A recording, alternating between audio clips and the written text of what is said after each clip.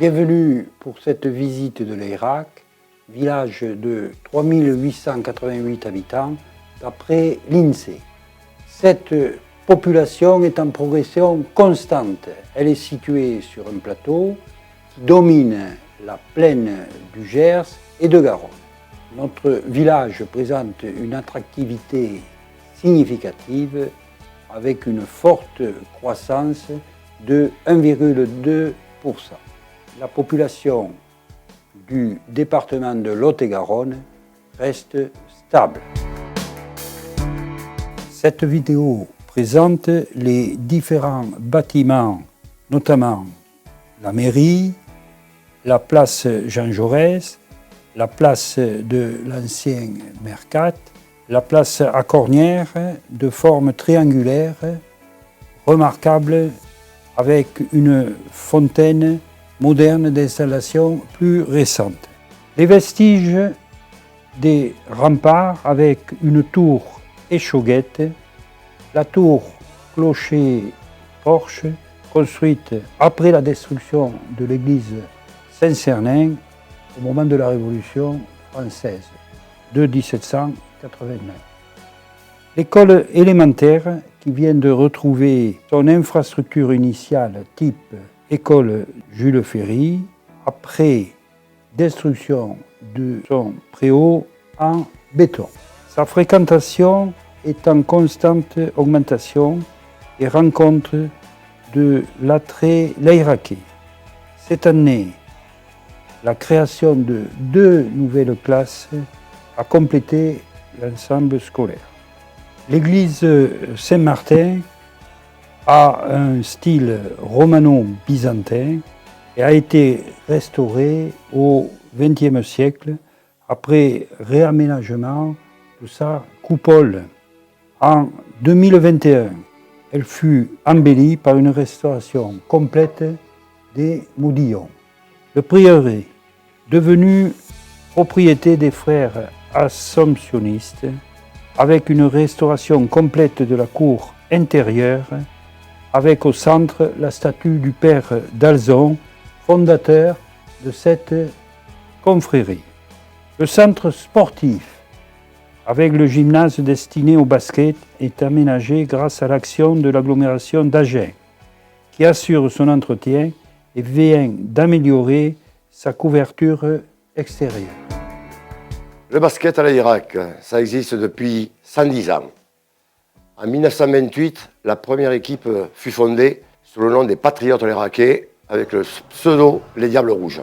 En 1999, le BCLA voit son apparition sur l'effigie et surtout le protagoniste de cette affaire fut M. Bernard Laroy, qui nous a quittés malheureusement.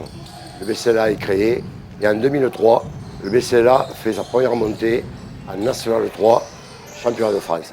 2014, crée la CTC au niveau des jeunes, qui va s'appeler ABC-LLA, Agen Basket Club d'Irak à Stafford, qui voit le jour avec son équipe U15 Elite France, qui a fait des ravages dans toutes les régions. Et ensuite, l'ALPA nous rejoint en 2018. L'ALPA, c'est le passage d'Agen, qui vient nous rejoindre dans la CTC, qui s'appellera ABC-LLA. Le secteur féminin se développe grâce à eux. Je reviens sur le basket de l'Irak. Nous avons eu quand même de grandes satisfactions au niveau du basket. Julie Varenne, vous la connaissez toutes, qui est à Basketland, qui va entraîner l'équipe féminine de France U20, qui a été championne d'Europe, qui a été capitaine de l'équipe de France. Ensuite, je reviendrai aussi sur la famille réale. Lucas et Loris. Lucas qui joue au GAB en National 2. Loris qui joue au JSA de Bordeaux. Jonas Boulefa, qui a intégré l'INSEP depuis 2 ans, qui a été élu le mois de décembre meilleur joueur de son école. Milan Albissua et toutes nos joueuses et joueurs qui se sont trouvés au pôle de Mont-de-Marsan. Voilà en gros l'historique du BCLA. Bien évidemment, ce club, sans eux, je parle des bénévoles, des sponsors, des associations sportives, des supporters, des amis, des parents, des joueurs, des municipalités de l'Irak, municipalité de Stafford. Sans eux, on ne pourrait pas travailler. Merci à eux et surtout, venez nous voir. Nous sommes une équipe solide, conviviale et dynamique. Le stade José Pénétro, sur lequel nous allons revenir dans la dernière partie de cette vidéo. Enfin, le pont sur le Gers et le moulin du Gers, avec sa retenue utile pour la production d'électricité. La Poste restaurée était autrefois un café-restaurant très prisé. Elle occupe encore une place emblématique dans l'Irak.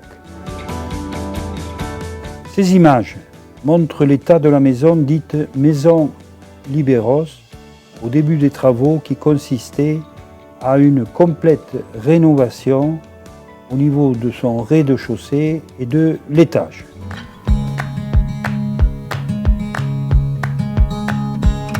Nous allons inaugurer la maison médicale de l'Irak. Enfin, ça y est, elle est là.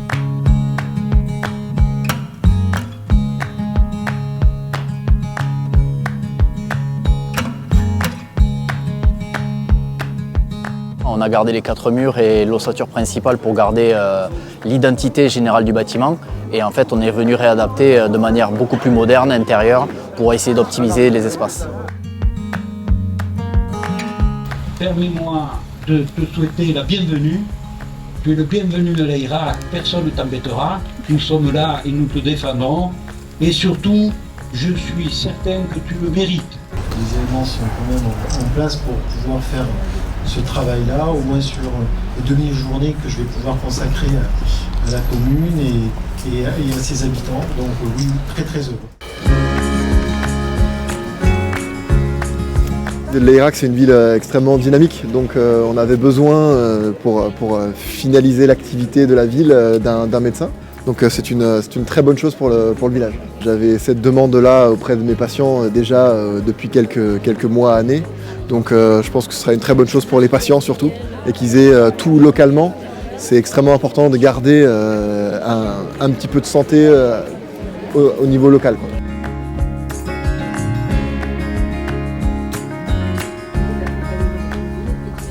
Vous l'avez compris, c'est un jour historique pour nous, parce qu'après avoir été désert médical, tout le monde nous avait abandonnés, eh bien, on retrouve quelqu'un qui vient travailler avec nous, qui vient assurer une présence médicale, et ça c'est très heureux, c'était très attendu par la population de l'Irak.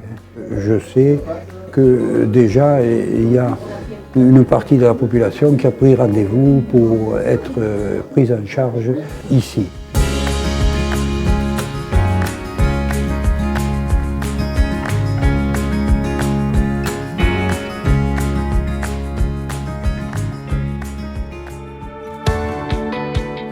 On montre ici les problèmes posés par la traversée de la Nationale 21, en particulier liés au nombre croissant d'élèves qui la traversent chaque jour. Le nombre de 200 élèves étant souvent dépassé. Notre objectif est d'une part de supprimer définitivement cette traversée et d'autre part d'organiser plusieurs services dans la nouvelle salle à manger du rez-de-chaussée à l'intérieur du bâtiment de garage normand réaménagé. Les travaux sont en cours et le restaurant devrait être proposé à la prochaine rentrée scolaire 2024.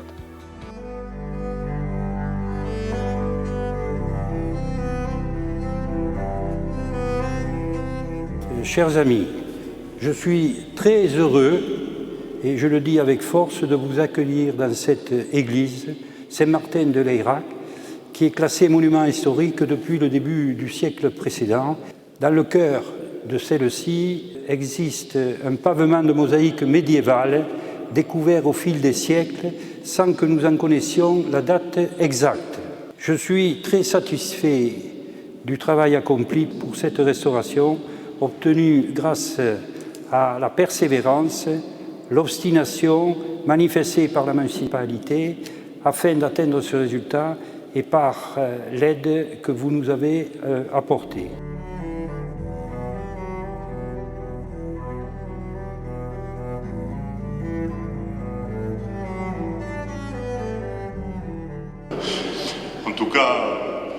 voit que la communauté de l'Irak est sous la protection de Samson, et je pense que c'est une bonne chose, puisqu'il y a quand même une force considérable, et je comprends que le maire se soit fait pousser les cheveux pour garder cette force, et je reconnais que c'est presque sainte tresse qu'il a tressé pour parvenir à cette réalisation, puisqu'il a obtenu des subventions de l'État, de la région, du département, de l'agglo et de la commune. Donc voilà, au moins 5 tresses pour parvenir à la force du poignet d'arriver à cette réalisation.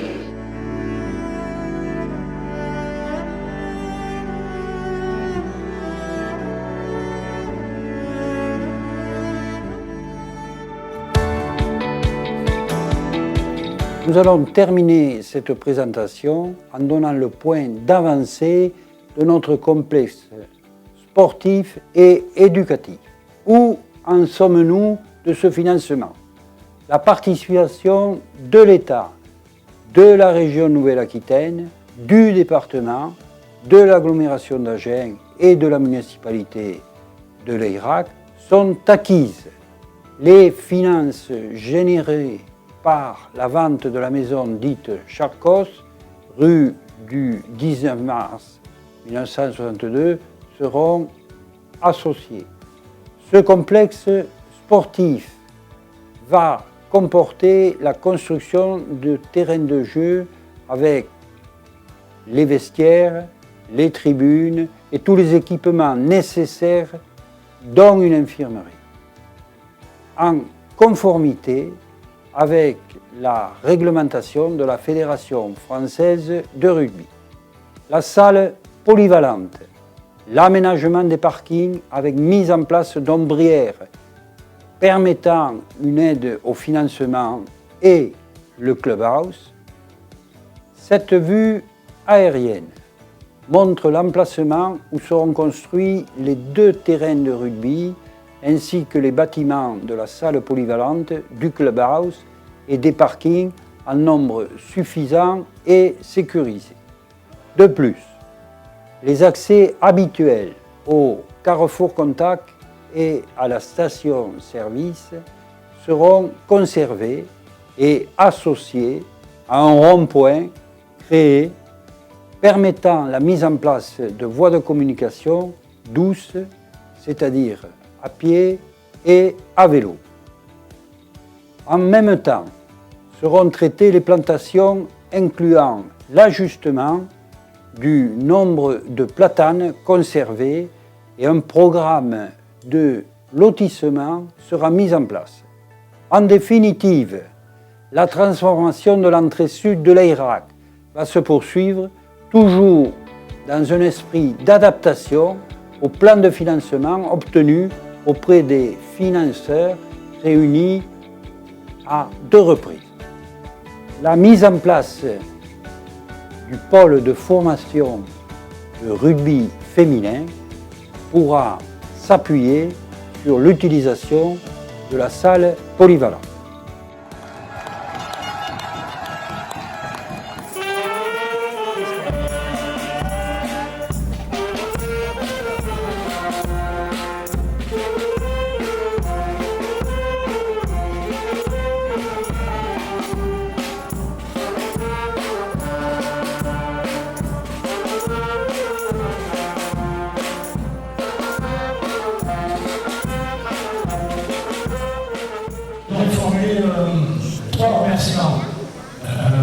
On est porte-parole ce soir de la réussite sportive du club, mais sans joueurs, sans bons joueurs, il n'y a pas de bons entraîneurs. Et j'aimerais qu'on applaudisse bien fort notre armée de dirigeants et de bénévoles qui font un boulot extraordinaire. Et enfin, la 3e personne que je veux remercier, c'est vous. Parce que l'oublier, quand on est à l'Irak, on le partage. Nous, on essaie de partager vos émotions, en tout cas.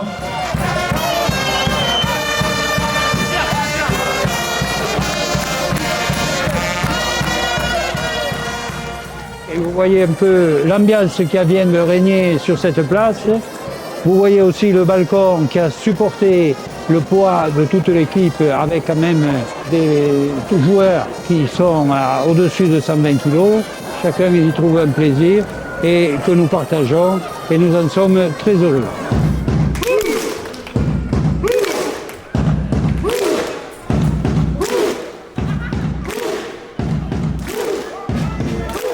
C'est un aboutissement, aujourd'hui c'est fabuleux, c'est quand même tout un village.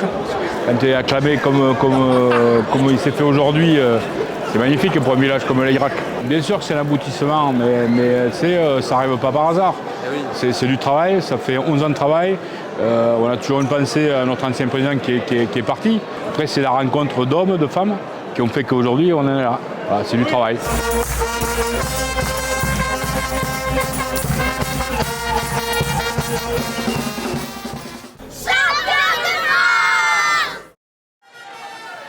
L'Irak a par ailleurs une attractivité liée à un dynamisme de différentes associations et par l'organisation de manifestations festives, notamment les 2 week-ends de carnaval, la nuit des bandas, les musicofolies, la fête républicaine du 14 juillet avec repas dit banquet républicain, suivi de sa retraite au flambeau dans le vieux l'Irak et le feu d'artifice final. Et enfin, le goûter des aînés.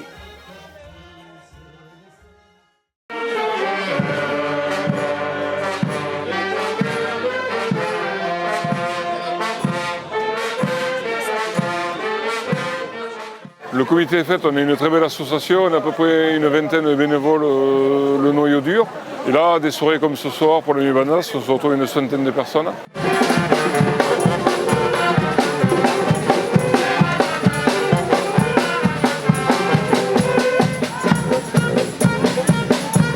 Merci le comité des fêtes de l'Irak, vous êtes des machines, ne changez jamais rien. Jamais rien, ne changez rien. Encore une fois.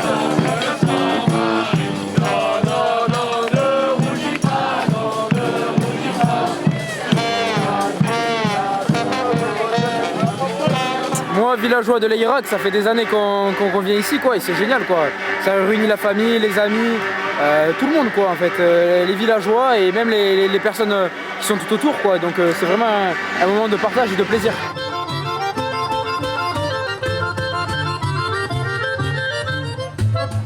On retrouve des gens qu'on n'a pas vus depuis quelques mois, ça nous permet d'échanger. Il n'y a pas une foule où on est obligé tous d'avoir des règles de sécurité. Voilà, c'est la bonne franquette et c'est ça qui est intéressant dans ces petites manifestations.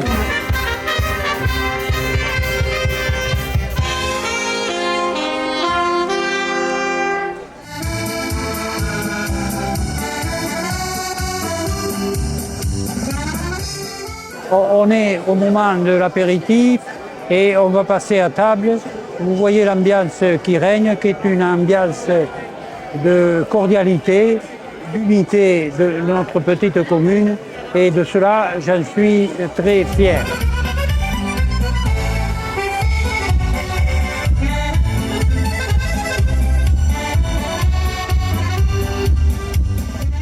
Juste pour vous dire aussi que les travailleurs qui ont permis cette organisation sont là et partagent avec nous cet apéritif.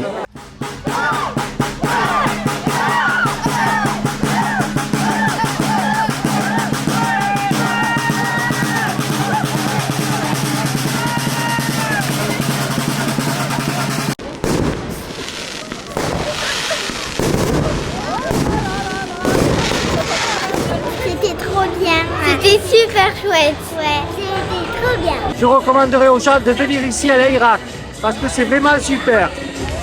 C'était formidable. On s'est régalé. Elle est entrée comme un miracle la tête haute, ne souciant pas le regard des autres. Elle a traversé toute l'année. Malgré le temps incertain et pluvieux et un petit peu de froid, je pense que vous êtes nombreux qui ont souhaité vous retrouver autour d'une modeste collation avec du vin qui pétille, comme vous tous, vous pétillez d'esprit et de santé.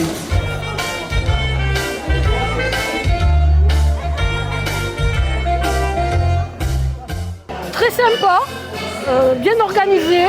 La fois reviendra, l'ambiance est très agréable. Mon ami m'a crevé à la danse et puis surtout on va se dire aussi à l'année prochaine. En attendant, on vous souhaite de bonnes fêtes à tous.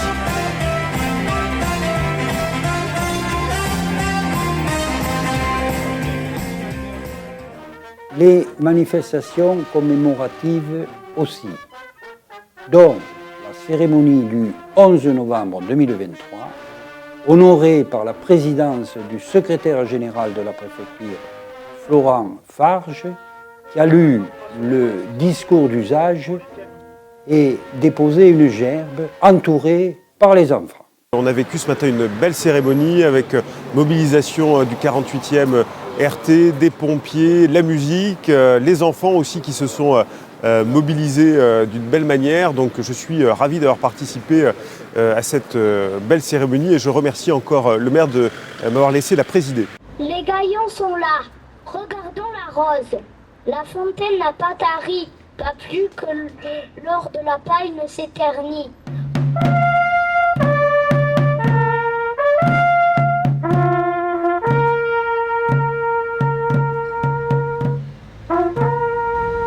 Bernard André, Loué Bernard, Bougras Ernest. La Marseillaise. Après la lecture des nombreux morts pour la France, a résonné au son de la fanfare constituée. Notre volonté de réussite reste inébranlable et je voudrais associer l'ensemble des élus pour vous souhaiter à chacun d'entre vous les meilleurs vœux de bonheur et de santé. Élément essentiel de notre durée de vie. Pour cela, je rappelle, en lui rendant hommage, le décès subi de mon collègue et ami Pierre Delouvrier, maire de Saint-Hilaire de Lusignan. Pour terminer, je vous renouvelle nos meilleurs vœux de bonheur et de santé. Vive l'Irak!